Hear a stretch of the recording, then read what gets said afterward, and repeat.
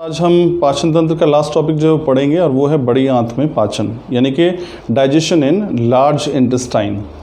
देखिए, हमने शुरुआत की थी यहाँ पाचन की मुख गुहा से, यानी बकल कैविटी से। वहाँ से भोजन जो है वो पहुँचता है ग्रसनी में, जिसको हम ईसोफिगस कहते हैं। देखिए, ये हमारा मुख गुहा, यहाँ से भोजन जो का अंतर्ग्रहण होता है। इसके पश्चात भोजन जो है पहुँचता है वो ग्रसनी में, इसको आप ईसोफिगस कहते हैं। ध्यान रखिए, यहाँ पे कोई एंजाइम नहीं पाया जाता। मुख गुहा के अंदर लार ग्रंथियाँ हैं, जीवा है, दांत हैं, जो कि भोजन के विभिन्न प्रकार से पाचन में सहायता करते हैं।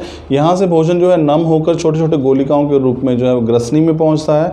ग्रसनी से भोजन जो है वो अमाशय की तरफ धकेल दिया जाता है। अमाशय के अंदर आपको पता है कि यहाँ पे जो है जठर रस, इसकी जो अंदरूनी दीवारें हैं अमाशय की या स्टमक की, वो जठर रस स्रावित करती हैं, जिसके अंदर 3 संघटक जो है पाए जाते हैं। पहला हमारे पास था श्लेष्मा, दूसरा था हाइड्रोक्लोरिक अम्ल और तीसरा 2 एंजाइम थे, रेनिन और पेप्सिन।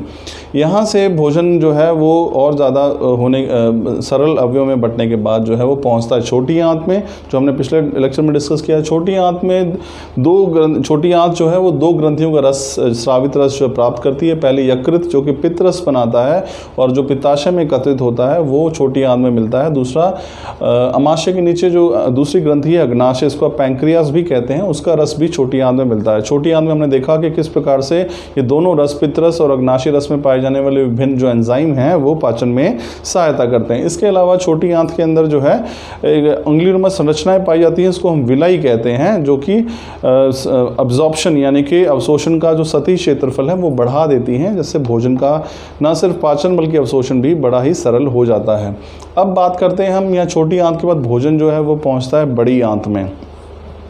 अब स्टूडेंट्स, यहाँ पे ध्यान देने वाली बात है कि जहाँ पे छोटी आंत और बड़ी आंत आपस में मिलते हैं, वहाँ पे एक संरचना पाई जाती है जिसको हम वर्मीफॉर्म अपेंडिक्स कहते हैं। ध्यान रखिए, ये हमारे शरीर का एक अवशेषी अंग है, यानी कि वेस्टिजियल ऑर्गन है।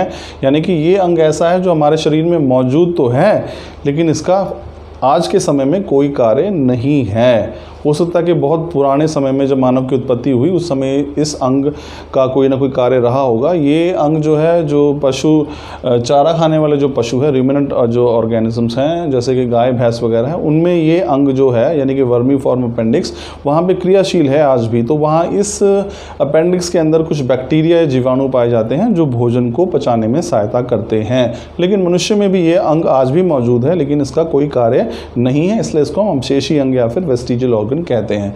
लेकिन इसके लिए कई बार परेशानी का सबब बन जाता है, क्योंकि यहाँ पर बैक्टीरिया जो है या जीवाणु जो है वो संक्रमण जो उत्पन्न कर देते हैं, जिसकी वजह से जो है इसको सर्जिकल या शल्य चिकित्सा द्वारा वर्मीफॉर्म अपेंडिक्स को जो है वो निकालना पड़ता है। तो जैसे लोग आपने सुना, वो लोग कहते हैं कि अपेंडिक्स का ऑपरेशन करवाया है, तो वो दरअसल इसी को काटकर यहाँ से रिमूव कर दिया जाता है शल्य चिकित्सा के द्वारा।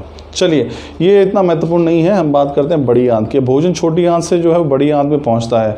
अधिकतर उसमें से जो पोषक तत्व हैं अवशोषित कर लिए जाते हैं, लेकिन जल की कुछ मात्रा जो है अभी भी उस बिना पचे हुए भोजन या जो अपशिष्ट है उसके अंदर बाकी रह जाती है। तो बड़ी आंत जो है वो उसको बड़ी आंत, हालांकि वो लंबाई में बहुत छोटी है, लेकिन उसे बड़ी आंत क्यों कहते हैं? क्योंकि इसका व्यास जो है वो बड़ा होता है, तो इसलिए इसे बड़ी आंत कहते हैं। तो भोजन जब बड़ी आंत में पहुंचता है तो उस भोजन में से बचा हुआ जो जल है वो भी अवशोषित जो है वो कर लिया जाता है। इसके अलावा कुछ और उपयोगी पदार्थ जो ऊपर अवशोषित नहीं हो पाए छोटी आंत में, उनको भी अवशोषित जो है वो कर लिया जाता है। अब शेष बचा हुआ जो अपशिष्ट है वो इस गुदा द्वारा जो है शरीर से बाहर निकाल दिया जाता है। तो इस प्रकार से बड़ी आंत में कोई विशेष कार्य नहीं होता। यहाँ पे केवल मुख्य काम जो है, अगर पूछा जाए कि बड़ी आंत का मुख्य कार्य क्या है, तो जल का अवशोषण जो है वो इसका प्रमुख कार्य है, और अन्य कोई अगर उपयोगी पदार्थ जो यहाँ अवशोषित नहीं हो पाए वो यहाँ अवशोषित हो जाते हैं, और बचा हुआ अपशिष्ट जो है वो यहाँ गुदा द्वार के जरिए शरीर से बाहर उत्सर्जित कर दिया जाता है, निकाल दिया जाता है। तो स्टूडेंट्स, ये था हमारे पास बड़ी आंत में पाचन,